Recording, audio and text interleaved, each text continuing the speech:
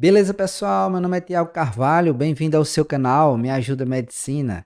E na aula de hoje vamos falar sobre nódulos da tireoide, como conduzir um paciente que apresenta um nódulo na tireoide. E se você chegou aqui no nosso canal, eu queria pedir para você deixar aquele like para valorizar o nosso trabalho que está sendo entregue para você de forma gratuita. E se até o final da aula a gente conseguir lhe ajudar, se inscreve no canal e deixa aquele comentário. Agora eu entendi. Dúvidas? Fala comigo lá no Instagram do canal. Beleza, pessoal? Vamos começar agora a nossa aula. Bem, pessoal, então, o nosso sumário, o que nós iremos abordar na nossa aula? Vamos falar um pouco sobre a epidemiologia, anamnese, exame físico, exames laboratoriais, exames de imagem, muito importante, entre eles iremos falar um pouco sobre a ultrassonografia e a cintilografia, exame citopatológico realizado através da PAF e um fluxograma de condução do caso clínico. Beleza? E vamos dar início falando um pouco sobre a epidemiologia. Então, nós podemos encontrar nódulos da tireoide em 5% das mulheres e em 1% dos homens. Vale ressaltar que de 85 a 95% são nódulos benignos, né? Onde nós podemos encontrar o adenoma folicular, nódulos coloides e nódulos císticos, ou seja, nódulos benignos. Mais de 5 a 15% nós podemos ter neoplasias malignas, devendo ser muito bem investigadas para realização da melhor conduta. Em relação à avaliação clínica, nós devemos começar, né, com a velha e boa anamnese. E o que nós devemos, né, buscar nessa anamnese? Muito importante termos a idade do paciente, já que a malignidade dos nódulos ela se apresenta nos extremos de idade, né, com maior facilidade. Então, pessoas menores de 20 anos e pessoas maiores de 70 anos. O sexo também é importante, tendo em vista que a maior parte dos nódulos é mais encontrado comumente nas mulheres, mas os nódulos, na maior parte das vezes, são benignos. Em relação à malignidade, eles são mais comuns em homens. A história familiar também é muito importante, que a gente sempre tem o componente genético quando a gente fala em malignidade. A história de exposição à radiação, devemos levar em consideração as queixas trazidas pelos pacientes, entre elas cansaço, nervosismo, aparecimento de um caroço ou de um papo no pescoço. Nós iremos abordar melhor isso aí no próximo slide. Perguntar sobre a utilização de medicamentos, porque alguns medicamentos eles interferem na produção dos hormônios tireoidianos T3 e T4 e fatores autoimunes, né? Já que pessoas com doenças autoimunes, como exemplo lúpus, têm um fator de risco a mais para apresentar alguma patologia a nível de tireoide. Beleza, pessoal? Em relação aos sinais e sintomas suspeitos de problema de tireoide, nós vamos nos ater às queixas dos pacientes, onde nós podemos identificar através dessas queixas características de hiperfunção da glândula tireoide. Isso significa que a glândula tireoide está produzindo hormônios em excesso, e nós temos também aí características de hipofunção tireoidiana, onde a glândula ela está produzindo de forma reduzida ou mesmo não produzindo os seus hormônios tireoidianos. E características de hiperfunção, o que é que nós vamos encontrar como queixa, sinal e sintoma nesses pacientes? O paciente ele pode apresentar, né, uma hipersensibilidade ao calor, aumento de sudorese corporal, perda de peso, sintomas cardiovasculares que irão cursar com taquicardia e hipertensão. Às vezes a taquicardia é tão intensa que o paciente ele se queixa de palpitação, ele fala que está percebendo os batimentos cardíacos. Aumento do número de evacuações, né, tendo em vista que o excesso de hormônio da tireoide ele aumenta o funcionamento do sistema digestivo. Locomotores como tremor fino, nervosismo, agitação e etc.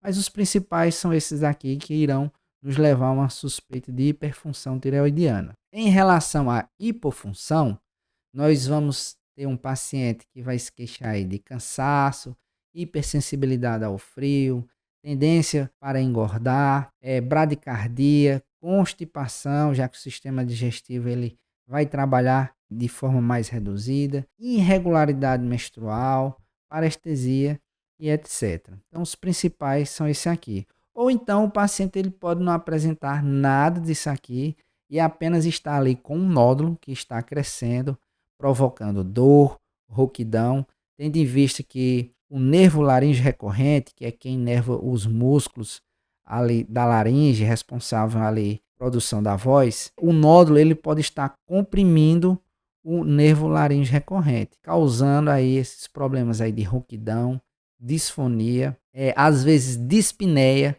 quando essa glândula tireoide às vezes ela chega a aumentar o seu volume e causar ali compressão da traqueia, dificultando a respiração, disfagia, essa glândula pode comprimir ali o esôfago e está dificultando a deglutição desse paciente, né, e o aumento da tireoide.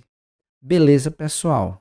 Bom, quanto ao exame físico, nós iremos realizar uma inspeção, avaliar o aparecimento de algum abaulamento, assimetria ou deformidade ali na região cervical.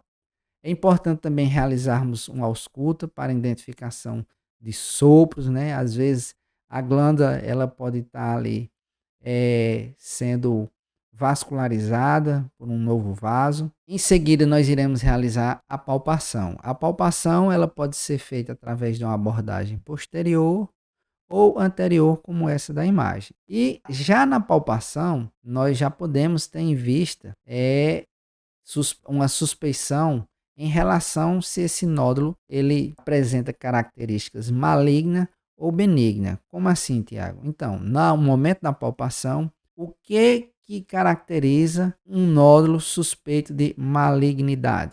Nós temos aqui, se nós encontrarmos aí uma textura firme, endurecida desse nódulo, uma irregularidade de contorno, paralisia de corda vocal, né, fixada a estruturas vizinhas, você vai tentar mobilizar esse nódulo e você percebe que as estruturas vizinhas vêm agarrado a ele, e nódulos cervicais ipsilateral aumentado, ou seja, dos dois lados aí do pescoço. Vale ressaltar também, apenas nódulos maiores que 1 cm, eles são facilmente palpados. Bom, exames laboratoriais.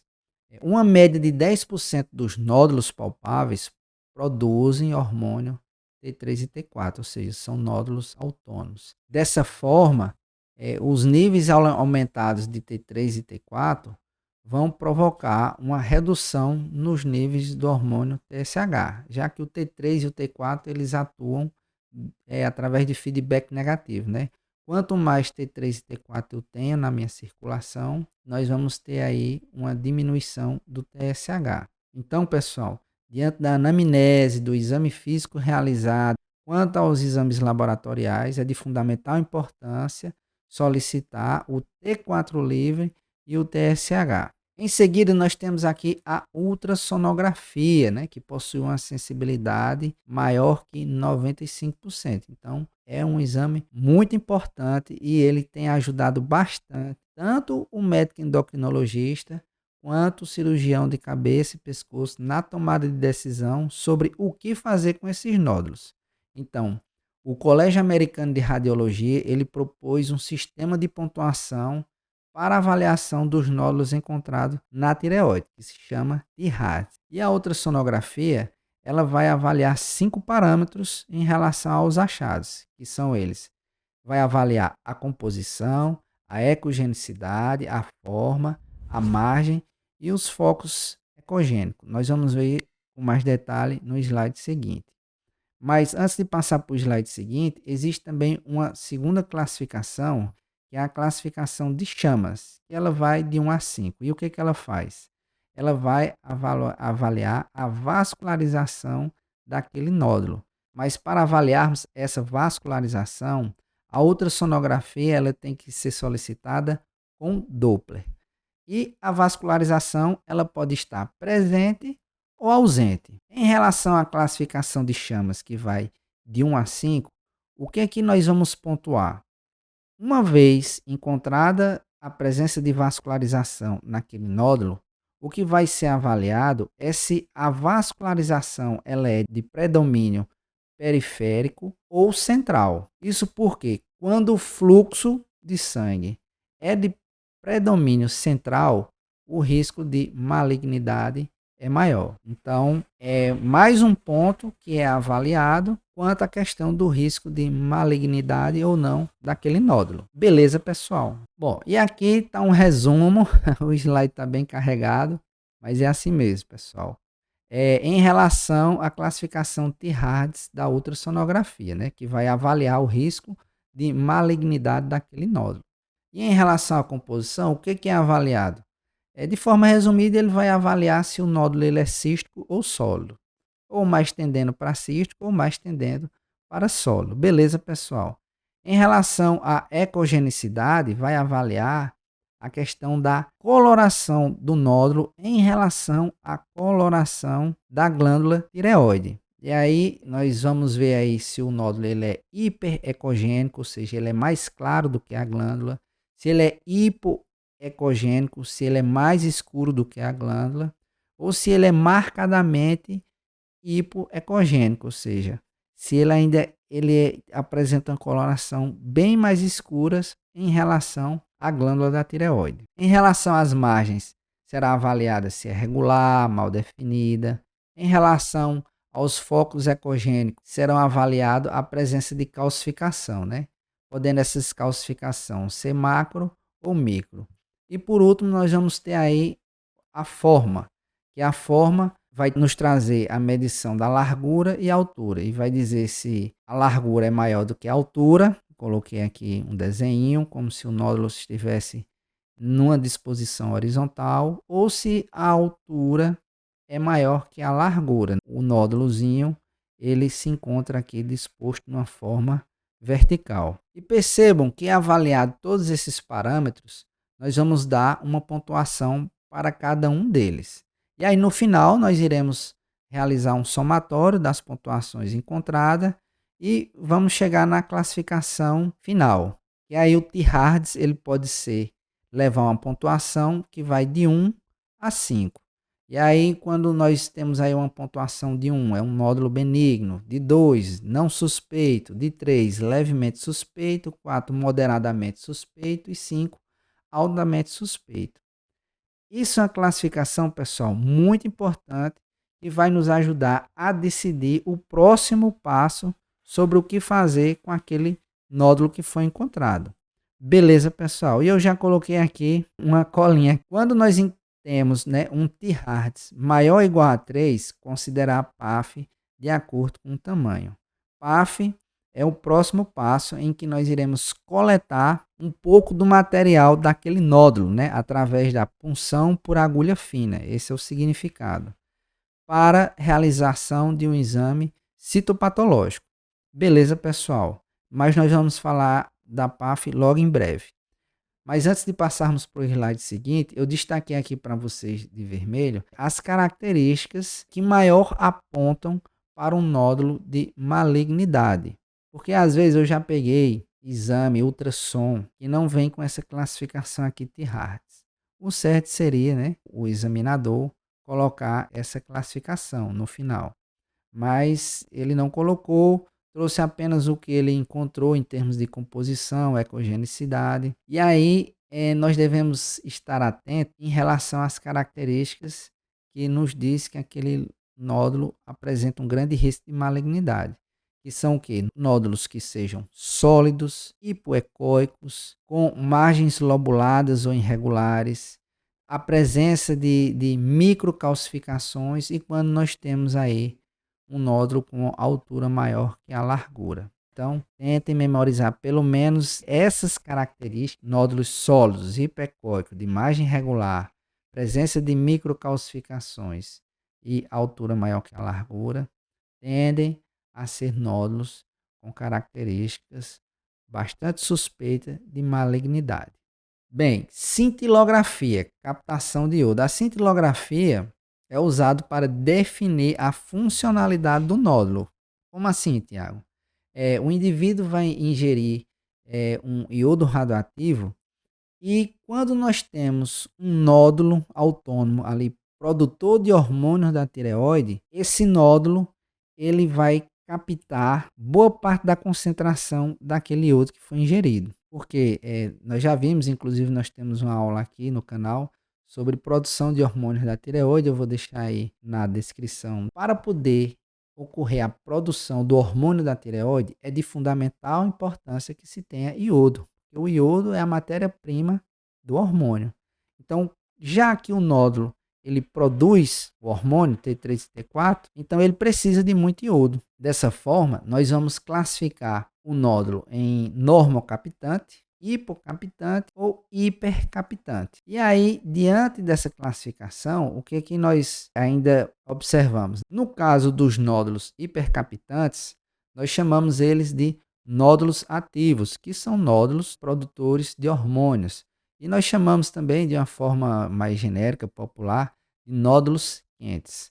E 99% são benignos. Mas já em relação ao nódulo hipocaptante, nós chamamos ele de nódulo inativo ou frio e apresenta uma porcentagem de 10 a 20% de malignidade. Então, a nossa maior preocupação são com os nódulos frios, que eles apresentam a maior porcentagem, um maior risco de serem nódulos malignos. E quando é que a cintilografia ela é indicada? Quando nós tivermos um diagnóstico sindrômico ali de hipertireoidismo, nós devemos avaliar essa questão da solicitação da cintilografia, mas quando existe a presença de nódulo e um TSH baixo, é mandatória a realização já da cintilografia.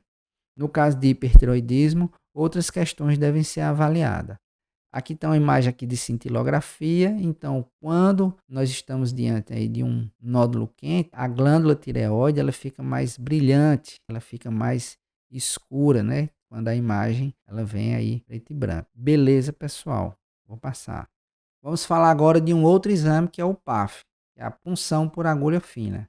Ela nada mais é do que a coleta de material, né, do nódulo para realização de uma análise citológica. A amostra coletada é submetida à classificação de Bethesda.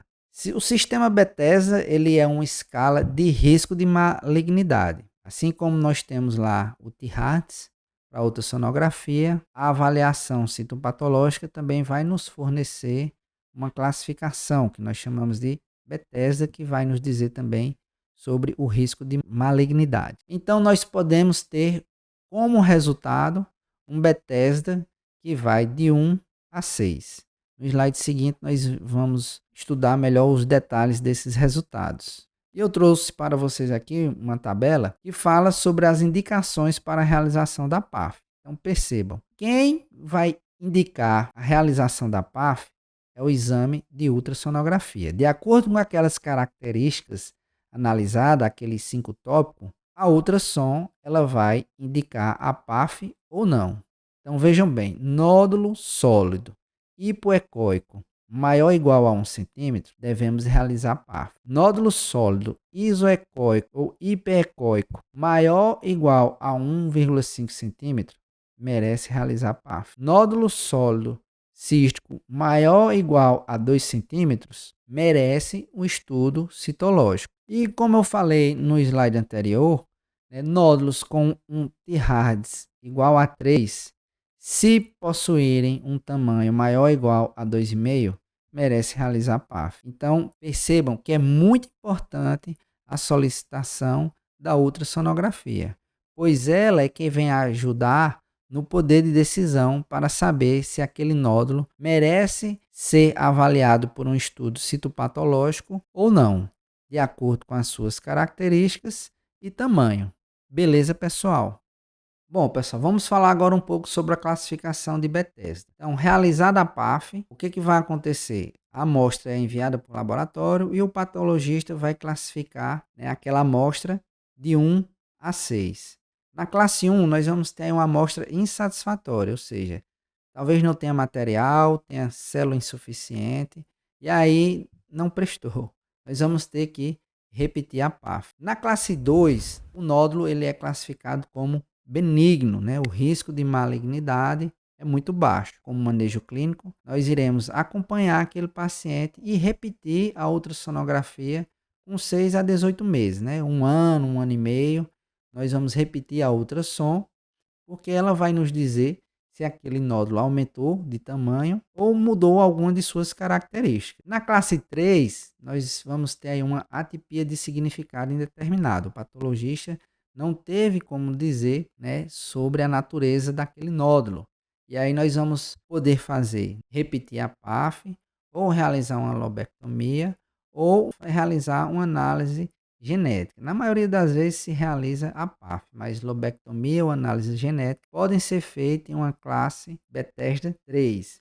Mas isso, pessoal, é muito importante. Eu vou falar uma coisa, abrir um parênteses aqui, né, que essas decisões, principalmente aqui das classificações seguintes, que vai entrar a lobectomia e análise genética, o ideal é que elas sejam conversadas entre dois médicos. Um médico endocrinologista, cuida ali da tireoide, da sua funcionalidade, e um médico cirurgião de cabeça e pescoço, onde não apenas a leitura desses exames, da ultrassonografia e da PAF são levadas em consideração, mas a particularidade de cada paciente, a sintomatologia, sinais e etc. Beleza, pessoal? Na classe 4, o patologista ele já classifica como um tumor folicular, mas ele não diz se é benigno ou maligno. E aí a conduta seria uma lobectomia ou análise genética. Mais uma vez, decisão essa a ser tomada, o ideal em conjunto entre os dois médicos. Na classe 5, nós vamos ter aí um nódulo, né, suspeito para malignidade em 60 a 75%. E aí a conduta já vai ser cirúrgica aqui, né? Na realização de uma tireoidectomia total ou lobectomia. Bom, e para resumir aqui a nossa aula, eu coloquei aqui um fluxograma da investigação. Então, diante da anamnese, do exame físico, onde um nódulo foi palpado, um TSH e um T4 alterado, nós vamos solicitar a ultrassonografia. Diante da ultrassonografia, na presença de nódulo e um TSH baixo, nós vamos encaminhar e solicitar o paciente para a realização da cintilografia, para sabermos qual a natureza daquele nódulo, né? Se é um nódulo hipocaptante ou um nódulo quente hipercaptante. Se o nódulo for frio, como os nódulos frios possuem uma porcentagem maior de malignidade, nós já vamos solicitar uma PAF, né? O estudo citopatológico daquele nódulo. Se o nódulo for quente, como ele possui uma porcentagem baixa de malignidade, nós vamos realizar um acompanhamento. Acompanhamento esse que deve ser feito através da ultrassonografia, que vai avaliar, né, a questão do aumento de volume ou mudança de alguma de suas características. Uma outra situação que nós podemos encontrar é quando nós temos um TSH normal ou alto, mas a presença do nódulo que foi evidenciado no exame físico ou na ultrassonografia. E na ultrassonografia, se o nódulo for suspeito, de acordo com o T-Hartz, nós iremos encaminhar para a PAF e o patologista vai analisar e vai usar a classificação de Bethesda, que a gente acabou de ver. Mas se for um nódulo não suspeito, acompanhamento ambulatorial. Beleza, pessoal? Então a nossa aula fica por aqui. Espero que vocês tenham gostado. Se eu conseguir lhe ajudar, deixa aquele like e aquele comentário. Agora eu entendi. E lembre-se, nem só de pão viverá o homem, mas também de muito estudo. Deus abençoe a todos e até o nosso próximo encontro.